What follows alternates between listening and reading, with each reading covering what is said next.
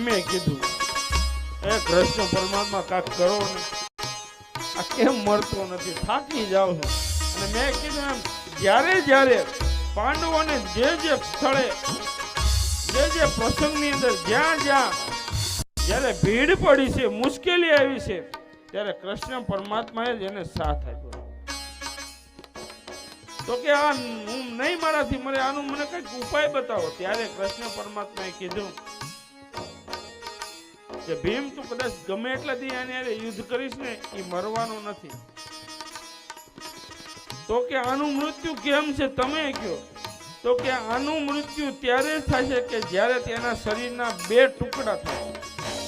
કારણ કે જ્યારે જરાસંઘ નાનો હતો ત્યારે એના 2 ટુકડા હતા અને જરા નામની રાક્ષસીએ જોડ્યા હતા, એટલે એનું નામ જરાસંઘ પડ્યું હતું.